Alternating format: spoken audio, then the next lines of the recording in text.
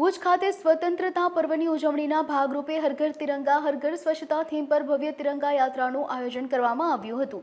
આ યાત્રામાં હજારોની સંખ્યામાં નાગરિકો, સરકારી વિભાગો, સેનાની પાંખ અને શાળા કોલેજના વિદ્યાર્થીઓ ઉત્સાહભેર જોડાયા હતા। જ્યુબિલી ગ્રાઉન્ડથી શરૂ થયેલી યાત્રા હમીરસર તળાવ સુધી પહોંચી હતી, જે દરમિયાન સમગ્ર માર્ગ વંદે માતરમ અને ભારત માતા કી જયના નાદથી ગુંજી ઉઠ્યો હતો।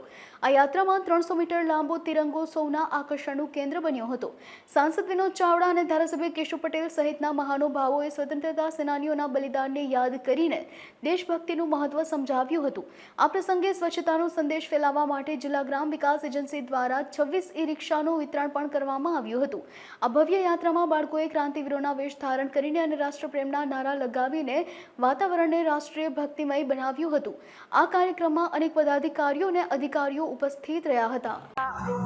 75 વર્ષની ઉજવણીના ભાગરૂપે એટલે કે અમૃતકાળની જ્યારે ઉજવણી કરતા હતા ત્યારે સમગ્ર દેશની અંદર દેશના વડાપ્રધાન શ્રી નરેન્દ્ર મોદી સાહેબના નેતૃત્વમાં સમગ્ર દેશની અંદર હર ઘર તિરંગા યાત્રા અભિયાનનો પ્રારંભ થયો હતો અને આજે છેલ્લા અનેક વર્ષોથી સતત સમગ્ર દેશની અંદર સ્વતંત્ર પર્વના પૂર્વ દિવસોએ એક વીક સુધી હર ઘર તિરંગા યાત્રાનું અભિયાન સમગ્ર દેશની અંદર યોજાઈ રહ્યું છે। આજે કચ્છ જિલ્લાની અંદર પણ જુબેલીના ઐતિહાસિક ગ્રાઉન્ડથી જેનો પ્રારંભ થયો છે, અનેક વિદ્યાર્થીઓ, પોલીસ, બીએસએફ, હોમગાર્ડ, એમના જવાનો, સામાજિક સંસ્થાઓ, ભારતીય જનતા પાર્ટીના અમારા આગેવાનો, જનપ્રતિનિધિ, અધિકારી, કર્મચારી મિત્રો આજે સૌ સાથે મળી કરીને એ દેશભક્તિના આ પર્વની આજે ઉજવણી કરી રહ્યા છે અને ભવ્ય એક તિરંગા યાત્રાનું આયોજન થયું છે।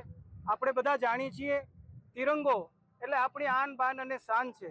આ દેશભક્તિનું વાતાવરણ દરેકના હૃદયમાં દેશભક્તિ અને દેશદાજ એ બની રહે અને સમગ્ર દેશની અંદર જ્યારે આ એક માહોલ ઊભો થયો છે ત્યારે આવા પવિત્ર દિવસે આ અભિયાનની અંદર સૌ લોકો જોડાણા છે।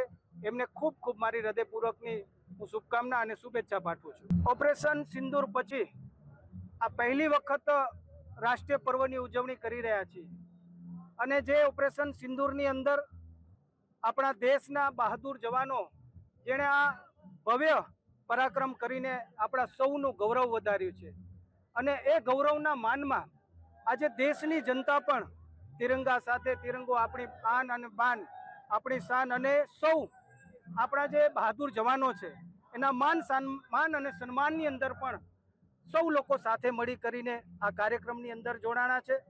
આપણા દેશના વડાપ્રધાન શ્રી નરેન્દ્ર મોદી સાહેબના નેતૃત્વમાં સમગ્ર દેશની અંદર આ અભિયાન ચાલી રહ્યું છે ત્યારે પુનઃ એકવાર હું કચ્છના સૌ લોકોને શુભકામના પાઠવું છું।